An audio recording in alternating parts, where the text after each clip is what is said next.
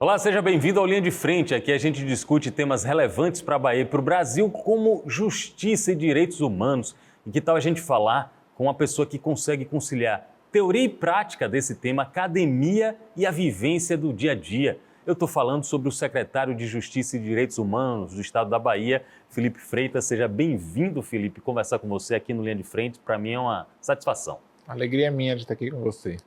Felipe, 37 anos de idade, porém uma larga trajetória com esse tema que eu acabei de mencionar, justiça e direitos humanos. Como foi que você começou a se interessar por esse assunto? Bem, eu comecei na atividade política muito cedo, né? Eu muito cedo comecei a militar nos grupos da Igreja Católica e dali, muito rapidamente, eu passei a me envolver com movimentos de luta por direitos, né? Era uma associação de moradores do bairro, muito rapidamente eu me filiei a partido político, ainda adolescente, e comecei a militar no movimento negro. Então essa foi, a partir dali, o tema do direito passou a me interessar muito, o tema da justiça, o tema da construção de uma sociedade mais justa, e a partir dali as minhas escolhas profissionais caminhavam também no sentido das minhas opções políticas. Então foi por isso que eu fui fazer direito, depois foi por isso que eu escolhi ser professor, um pouco para dar razão, dar sentido à minha escolha de vida, que é lutar por uma sociedade mais justa, uma sociedade sem violência e sem discriminação, e isso me guiou. Professor de Direito, doutor em Direito, professor do doutorado de Direito na Universidade de Brasília, muita coisa para a gente mencionar também da carreira acadêmica. Eu queria começar, Felipe, tentando esclarecer uma dúvida que é de muita gente. Eu tenho um amigo que é profissional aqui da Aratu, que ele diz assim: Pablo, direitos humanos tem que ser para humanos direitos. O que é que tem de equivocado, talvez, nesse tipo de observação que ele faz? Até porque recentemente eu vi que você fez uma homenagem, você fez um gesto de solidariedade a famílias de policiais vítimas de violência. De que maneira a opinião pública tem essa percepção errada sobre direitos humanos, Felipe? É, isso é uma coisa meio intencional, assim, que se cria na cabeça da gente justamente para enfraquecer a agenda dos direitos humanos, assim. Dito de uma maneira muito simples, o que é que significa direitos humanos? É afirmar que todas as pessoas, independentemente das suas escolhas, da sua condição social, da sua origem e mesmo da sua conduta, têm direito a ser tratado com dignidade. É disso que nós estamos falando, de uma coisa meio simples, mas muito simples de entender, mas difícil de aplicar, difícil de vivenciar. A ideia de que todas as pessoas, todos nós, devemos ter um julgamento justo, se nós temos a possibilidade de nos defender se formos acusados de alguma coisa, de que a nossa origem, a nossa condição social, onde a gente nasceu, ser filho de quem a gente é, não pode representar um fator de desvantagem na sociedade. É disso que nós estamos falando. Mas, infelizmente, se criou uma ideia de que os direitos humanos é uma agenda contra a lei, contra a legalidade, de uma certa complicidade com o erro, com o desvio, quando é justamente o contrário, né? Eu acho que esse discurso, e a gente vê, por exemplo, os patrocinadores, quem é que patrocina o discurso contra os direitos humanos na força de segurança, por exemplo? Os maus policiais. Porque um bom policial só tem a ganhar numa sociedade que respeita os direitos humanos. Porque o que é que são os direitos humanos? Um regime da lei, o regime dos valores democráticos. Quem é que perde com a democracia? Os ditadores, os autoritários, os que querem ter o mundo só para si.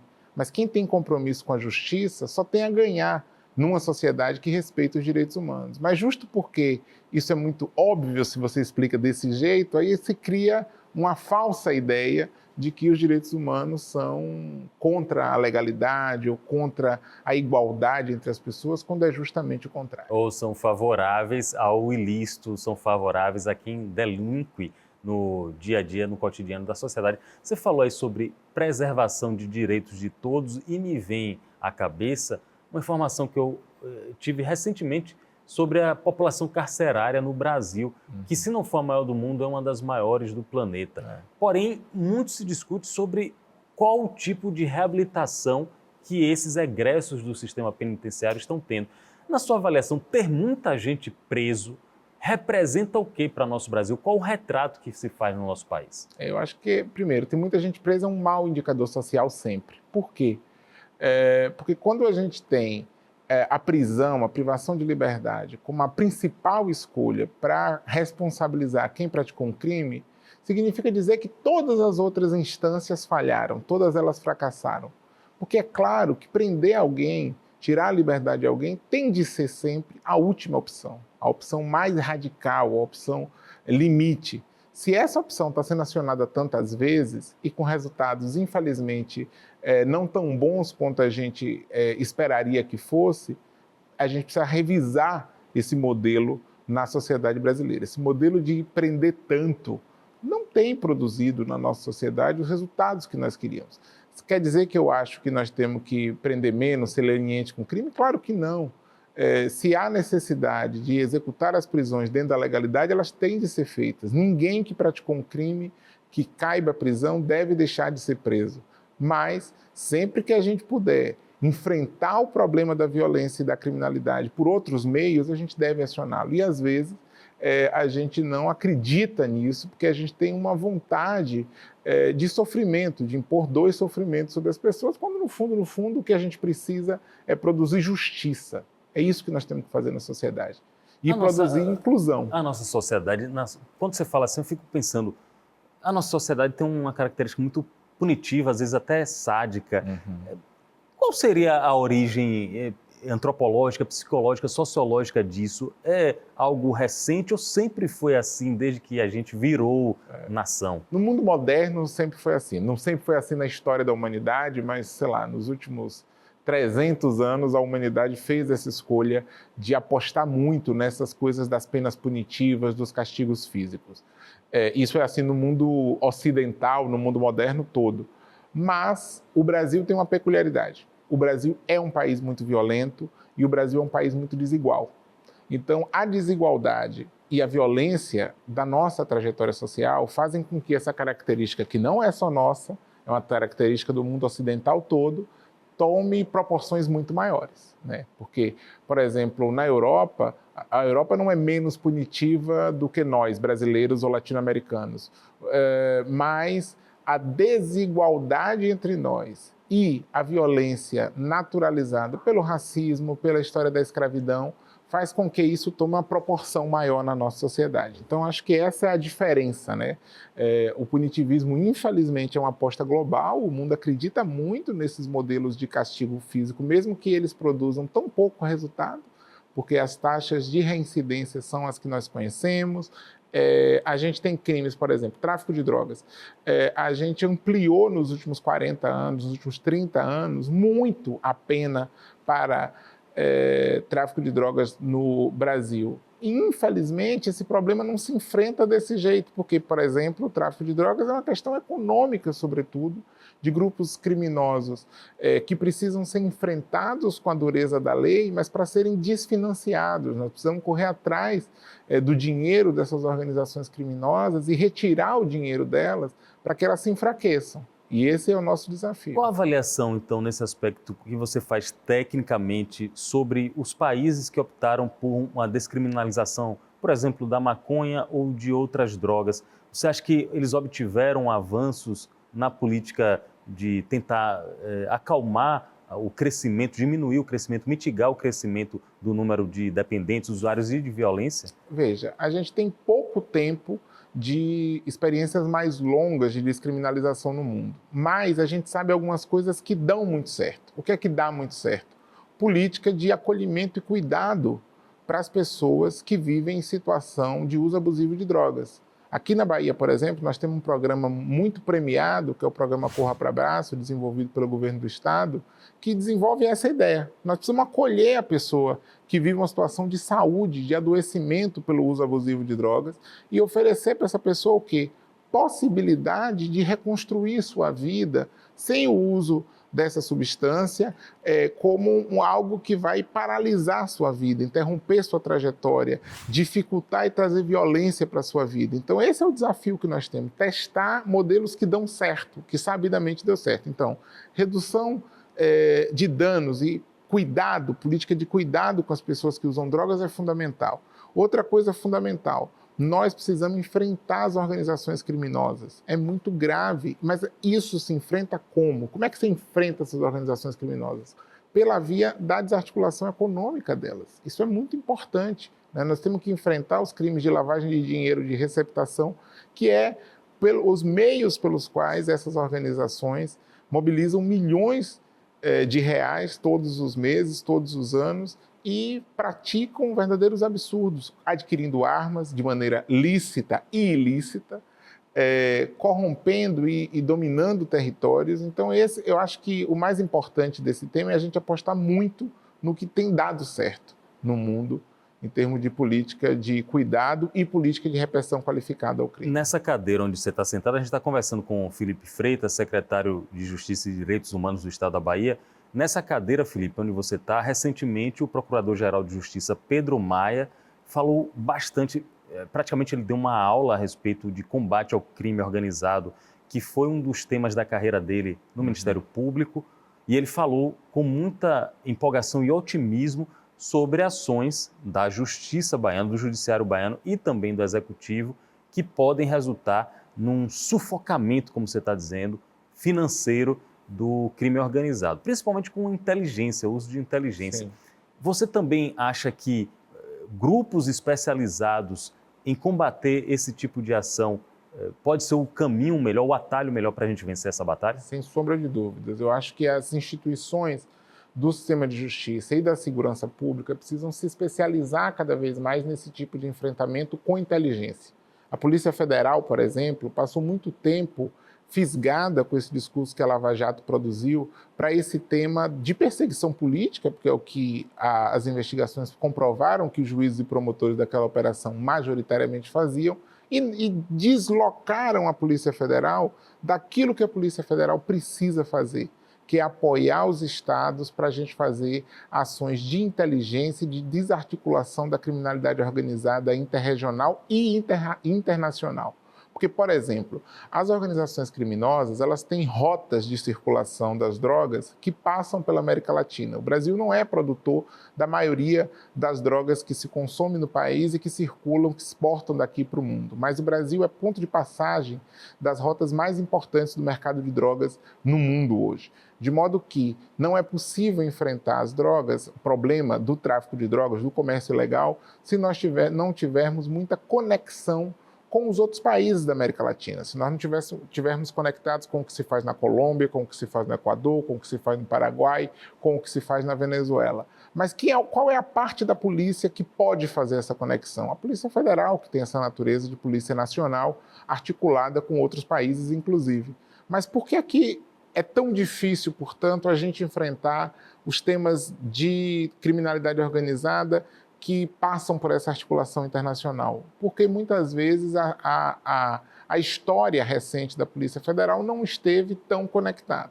Eu penso que os últimos 2 anos, com a gestão do Dr. Andrei Rodrigues, o diretor da Polícia Federal, recolocando a Polícia Federal nessa atuação de combate ao crime organizado, de combate ao tráfico de drogas, de combate à formação de milícias e grupos de extermínio, me parece que é fundamental para que os estados também possam fazer isso. E, por outro lado, experiências de diálogo interinstitucional, como, por exemplo, a Força Integrada de Combate ao Crime Organizado, que existe entre a Polícia Federal e as polícias estaduais, envolvendo o Ministério Público com os GAECos, que são os grupos especializados de combate ao crime organizado, todas essas instituições agindo juntas para que a gente possa ter uma ação integrada de enfrentamento ao crime organizado, que vai para a política, que tenta desenvolver práticas de corrupção de agentes públicos, que tenta dominar territórios, produzir uma modelagem criminal sobre a estrutura urbana. É disso que nós estamos falando, né? Aí eu vou fazer uma provocação que eu me sinto, inclusive, à vontade, porque estar conversando com um professor de Direito, um doutor em Direito, foi também uma conversa com o Pedro Maia. Vamos voltar para a Constituição, que já tem quase 40 anos, a Constituição de 88, e que define os estados, as unidades da federação como os detentores da obrigação pela segurança pública. Isso não está muito defasado, não, Felipe? Já não é a hora da União também entrar de cabeça nisso? Eu vejo o ministro Lewandowski tentando algumas iniciativas, mas não seria um momento da gente buscar uma revisão até constitucional dessas tarefas? Bem, eu acho que uma revisão constitucional ajuda muito porque deixa mais explícito esse papel. Eu acho que a decisão, várias vezes o Brasil tentou fazer essa mudança. No primeiro governo Lula houve uma proposta original de emenda à Constituição. Depois, no primeiro governo, final do primeiro governo da presidenta Dilma, então senador Lindbergh Farias também apresentou uma proposta de emenda à Constituição, todas nesse sentido de reformular as atribuições institucionais. E eu acho isso importante, para deixar mais claro esse sentido de cooperação, de não intervenção nos estados, ou seja, não é para intervir nos estados, é para cooperar, e para que a gente tenha mais clareza de que não é possível que o governo federal e que o município saiam desse debate. Acho que esses são 3 pilares importantes. Mas, antes mesmo de uma emenda constitucional ser aprovada, e eu trabalho para que ela seja aprovada, eu acho que a gente já pode fortalecer, com a legislação que a gente tem, a atuação do governo federal e do município, que são os 2 entes que acabam ficando de fora do debate público, mas que podem fazer muita coisa.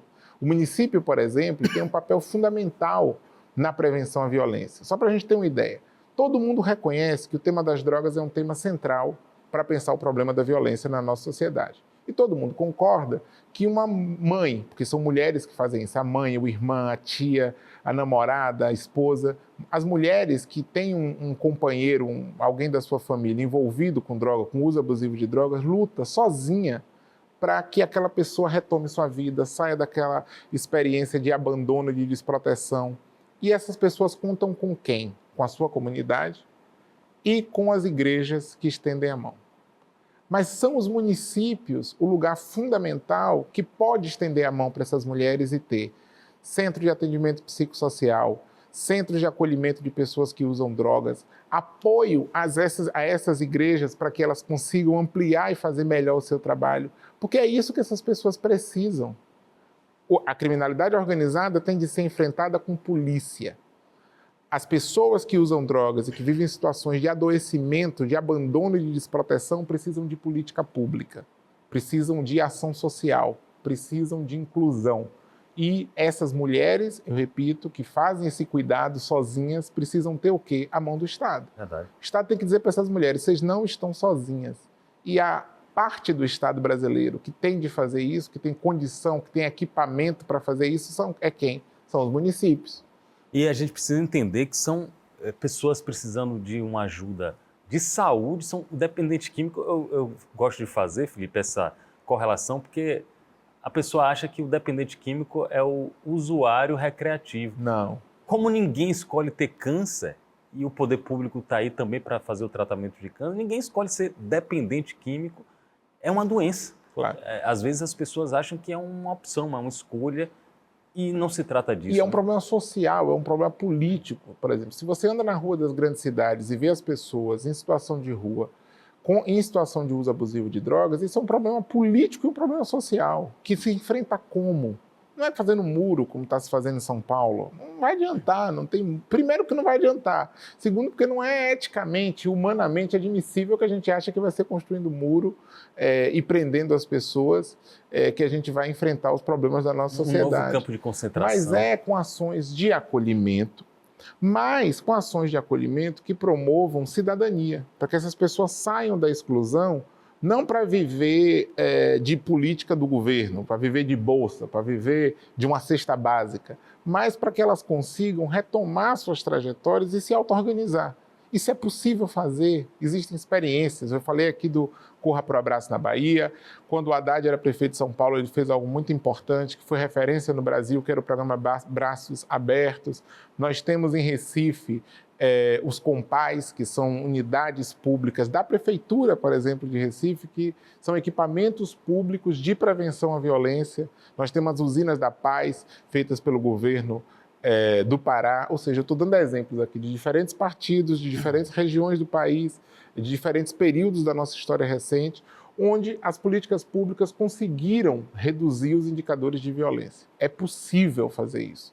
Difícil, mas é possível. Bora fazer um recorte local, aliás, falando em dificuldade e complexidade, o problema da segurança pública talvez seja um dos mais complexos e problema complexo não pode ter solução simples. Quem propuser solução simples está sendo um charlatão ou está agindo por má fé. Eu vejo aqui na Bahia um investimento crescente em segurança pública, o orçamento da Secretaria de Segurança Pública, eu já acompanho há mais de 15 anos, só aumenta, mas às vezes não é perceptível para a população, apesar da boa fé das pessoas que ocupam a pasta, eu conheço vários deles, não é perceptível para a população, alguns dados de melhoria não chegam a fazer com que a população se sinta completamente segura. A Bahia ainda ostenta alguns dos piores índices na segurança pública do país. Por que você acha que isso acontece, Felipe? Porque o problema é complexo, como você falou. Então, repetindo o que você está dizendo, que eu acho que tem toda a razão, qualquer solução simples, ela não tem a força suficiente para resolver. É fundamental equipar a polícia, valorizar a estrutura policial e colocar o servidor público da segurança no centro do debate. Não é possível fazer política de segurança pública sem as polícias valorizadas, bem remuneradas, bem treinadas e com apoio político, social, psicológico para desenvolver o seu trabalho. E eu acho que o governo do Estado tem feito esse investimento. Só que, ao passo que o Estado vai fazendo esse investimento, o problema vai também se tornando mais complexo. Em que sentido? O crime organizado vai ganhando novas tecnologias, novos instrumentos de pressão. As dinâmicas de cooperação com os municípios, elas não são tão bem definidas por uma questão legal, como a que a gente falava, mas por uma questão cultural. A gente acha que isso é uma responsabilidade só do governo do Estado e isso é um problema. E o governo federal, sobretudo no período do governo Bolsonaro, que defendia objetivamente um desmonte da política de segurança pública, porque o que ele fazia objetivamente era isso tornou os problemas ainda mais complexos do que eles já são. Então, eu acho que tem um desafio de cooperação federativa que faz com que o tempo entre o investimento e o resultado, em termos de segurança para as pessoas, demore. Agora, por exemplo, nós estamos no ano de menor número de crimes violentos, letais, intencionais, de 17 anos. Ou seja, se você somar homicídio, latrocínio, feminicídio, lesão corporal seguida de morte, você está no ano em que houve o menor número dessas ocorrências somadas no estado da Bahia nos últimos 17 anos. Mas eu reconheço que a sensação das pessoas nem sempre corresponde com o número. E a gente tem de ter compreensão e tem de ter sensibilidade para ouvir o que as pessoas estão falando e ser solidária com elas. A gente não pode dizer, deixar de reconhecer que o problema existe e que ele tem impactos profundos na vida das pessoas e que, portanto, as pessoas precisam ser escutadas. É por isso que nós estamos fazendo, além desse investimento em estruturação da polícia, um investimento em política social de fortalecimento da comunidade. Não é política social somente para gerar mais gente incluída. Sabe por quê? Porque não é só a inclusão que resolve o problema da insegurança. É o fortalecimento da comunidade. Não basta gerar mais emprego, ter mais gente na escola. Você tem que fazer com que aquela comunidade consiga se proteger. E como é que ser melhor protegida pelo Estado? E como é que você faz isso? Você faz isso fortalecendo os equipamentos públicos naquela comunidade, tendo equipamentos públicos de qualidade. Ou seja, não basta que a escola funcione como espaço de ministrar conhecimento, etc. Ela tem que ser um espaço de ministrar conhecimento de alta qualidade, mas ela tem que ser um espaço de organização da juventude comunitária, ela tem que ser um espaço de sociabilidade. Porque o que é que o tráfico oferece de maneira fugaz, de maneira frágil para a nossa juventude? O mito do reconhecimento. Um jovem que entra para o tráfico, ele aposta que ele vai ser com aquela arma na mão. Ele tem um status. Ele vai ser reconhecido, ele vai ser visibilizado, ele vai conseguir ter rapidamente acesso às coisas. Como é que você enfrenta isso? Não é com discurso, não é dizendo para esse jovem, não faça isso que você vai se dar mal, mas é oferecendo uma outra possibilidade de reconhecimento para ele. Qual é essa possibilidade de reconhecimento para ele? Uma política social forte, que tenha capacidade de disputar com esse caminho frágil oferecido pelo tráfico, pelo crime organizado, e dizer, olha, existe um jeito de você se realizar, de você ser feliz, de você superar a exclusão, com o apoio do Estado, com as políticas públicas, mas com o apoio e o reforço da sua comunidade. Isso é possível. Quando essa possibilidade aparece para os jovens de maneira concreta, palpável, por meio de uma proposta, que é o que nós estamos tentando fazer com o programa Bahia pela Paz, que é uma iniciativa de política pública de juventude para a prevenção à violência, a gente começa a reduzir o número de pessoas que ficam suscetíveis às promessas do crime organizado. O Bahia pela Paz, por exemplo, prevê equipamentos nesse sentido na periferia, no subúrbio, na capital, no interior, prevê equipamentos que vão ao encontro do que você está dizendo, Felipe? Sim. O primeiro e principal equipamento de gestão do Bahia pela Paz são os coletivos Bahia pela Paz. A gente inaugurou o primeiro coletivo em Águas Claras e pretendemos, até 2026, inaugurar 24 coletivos, tanto na capital quanto no interior do estado, com investimento de 70 milhões de reais para a gestão desses coletivos, que são esses equipamentos. É um lugar que não fica só de portas abertas para o jovem vir, mas que vai buscar o jovem. É uma equipe que funciona como agentes comunitários de cidadania, um pouco como são os agentes comunitários de saúde. O agente comunitário de saúde ele não fica no posto esperando a pessoa vir se vacinar, ele vai na casa da pessoa, bate na casa da pessoa, identifica o problema de saúde básica daquela família e monta um plano de acompanhamento daquela família. Os nossos profissionais eles vão fazer a mesma coisa, só que não só do ponto de vista da saúde, mas do ponto de vista dos direitos. E fazer isso para quem? Não é para aquele jovem pobre que está na escola, que está no grupo da igreja ou que está no grupo da capoeira. Por quê? Porque esse jovem ele é muito importante, mas ele já está na igreja, ele já está na escola, ele já está no grupo da capoeira. E esse grupo ele vai ter força de ajudar esse jovem a construir seu caminho. A gente quer pegar esse jovem que está fora da escola. Esse jovem que já teve contato com experiência de violência letal. Desafiador isso. Ele perdeu o pai, ou porque ele perdeu o irmão, ou porque ele sobreviveu a um caso de violência armada.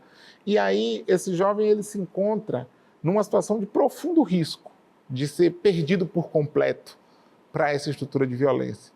Então, esses profissionais, que são profissionais contratados por uma organização da sociedade civil, porque não basta um profissional concursado pelo Estado, você tem que ter a sociedade civil envolvida nessa estratégia, e um profissional que majoritariamente são recrutados nessas comunidades.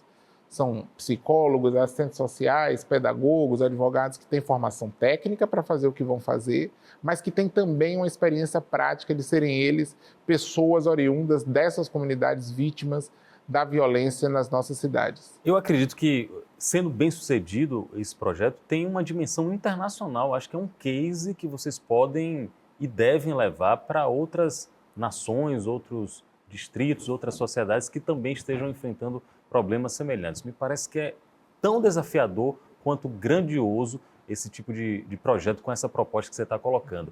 O secretário de Justiça e Direitos Humanos, Felipe Freitas, nosso convidado aqui no Linha de Frente, está respondendo várias questões sobre direitos da sociedade, sobre como a gente pode melhorar os índices de violência e de insegurança. E, recentemente, eu acho que também diz respeito a uma parte do que a gente está falando, recentemente tivemos um episódio de flagrante de trabalho análogo a escravo, 163 trabalhadores chineses no canteiro de obras da BYD. Aqui vale uma ressalva, eu sou entusiasta da BYD e acredito que todos nós baianos, brasileiros devemos ser, porque é investimento em mais empregos, é investimento em tecnologia e tecnologia limpa. Porém, não dá para transigir, Felipe, com práticas desse tipo. Qual a lição que você tirou, que a gente tirou desse episódio e quais os próximos passos para que isso não se repita? Eu acho que o tema do trabalho escravo, do trabalho precário, mas em especial do trabalho escravo, ele, lamentavelmente, ele não está só nas empresas, ele está também nas casas das pessoas com trabalho escravo doméstico, ele não está só nas pequenas, mas ele está nas grandes empresas também. Essa é a grande lição, de que o trabalho escravo, lamentavelmente, está mais próximo do que o que a gente imagina no cotidiano das nossas sociedades, e nós precisamos estar atentos em todo lugar.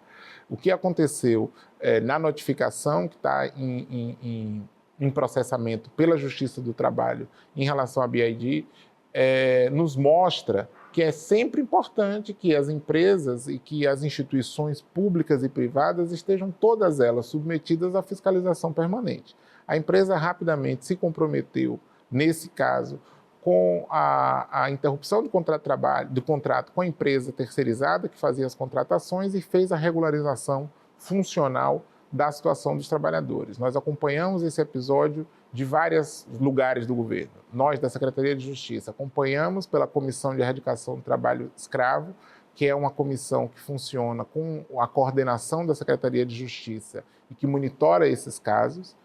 O trabalho é da Justiça, através do Ministério Público do Trabalho e da Justiça do Trabalho, mas nós acompanhamos a fiscalização que eles fazem junto com o governo federal. Paralelamente a isso, o governo do Estado manifestou, através da sua Secretaria de Trabalho, Emprego e Renda, a sua posição sobre esse assunto, que é de que a BYD e todas as empresas multinacionais que quiserem investir na Bahia são bem-vindas e contam com o estímulo e o fomento do governo do Estado. Mas a gente não negocia o cumprimento da legislação nacional. A legislação nacional, a acima legislação de tudo. nacional é fundamental. Isso consta, inclusive, no termo de cessão que o Estado faz em relação ao terreno do parque no qual a empresa se instalou, e é assim para todas as empresas que se instalam na Bahia. Está escrito nos termos de cessão que o fomento do governo do Estado e que a utilização de espaços públicos para o desenvolvimento de atividades econômicas está submetido a cumprir a legislação brasileira, sempre. Isso é um princípio. E isso foi reafirmado pelos nossos gestores, o governador teve a ocasião de fazer essa afirmação publicamente, e eu acho que episódios como esse têm que deixar como saldo um aprendizado para as empresas também.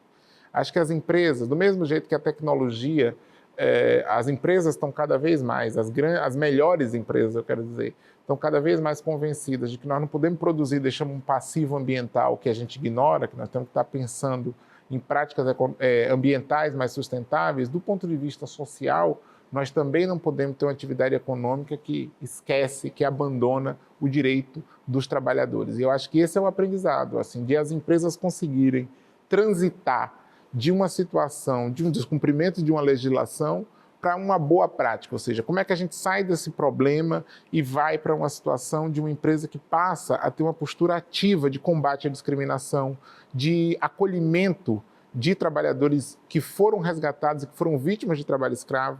Inclusive, algumas empresas são parceiras nossas do governo do Estado nesse caso. Quando a gente resgata um trabalhador, essas empresas oferecem trabalho decente para esse trabalhador não mais ser vítima de outra prática de trabalho escravo. Isso é uma boa prática que as grandes empresas podem aderir e podem transitar de uma postura de serem alvo de fiscalização para serem referência, inspiração, e essa é a aposta que a gente faz com todas as empresas com as quais a gente se relaciona. Professor e doutor em Direito, secretário de Justiça e Direitos Humanos da Bahia, o Felipe Freitas, nosso convidado. Antes de encerrar e já agradecendo a sua presença aqui e os esclarecimentos todos que você está fazendo, eu queria a sua opinião sobre o filme brasileiro que está aí em grande evidência internacional, orgulho para todos nós, o filme Ainda Estou Aqui.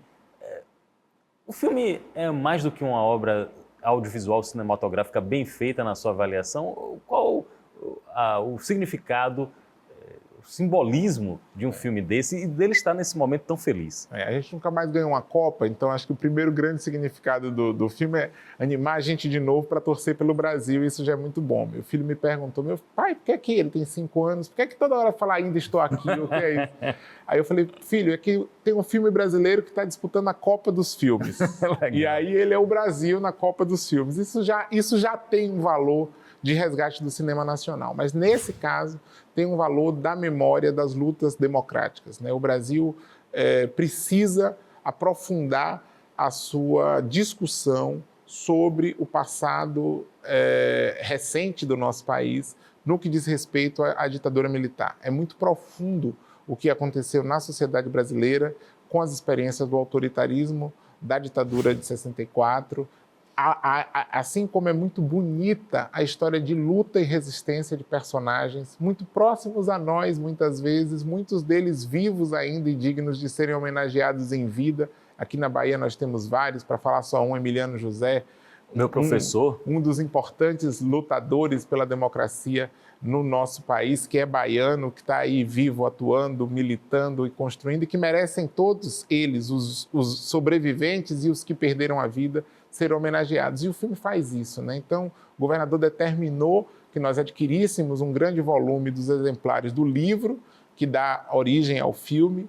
Estamos tratando com as empresas envolvidas na produção do filme para que, tão logo o filme fique liberado, a gente possa fazer exibição pública dele nas escolas, mas isso é só para a gente aproveitar essa onda que o filme usa, porque não é só esse filme, a gente quer usar esse filme para chamar atenção para a produção bibliográfica e cinematográfica sobre ditadura militar na Bahia e no Brasil. Então queremos usar o sucesso da Fernanda Torres, para quem a gente está torcendo com toda a nossa energia, o sucesso do filme para visibilizar a produção sobre memória e para estimular as pessoas a produzirem sobre memória da democracia, memória da resistência, memória das lutas democráticas. Isso é muito fundamental, isso é uma agenda de direitos humanos. Não podemos esquecer. Obrigado, secretário, pela participação, você é sempre bem-vindo e boa sorte no seu trabalho, porque fazendo sucesso no seu trabalho, toda a sociedade vai ser beneficiada, secretário. Eu que agradeço, muito bom estar aqui com vocês. Obrigado a vocês também que acompanharam e até o próximo encontro.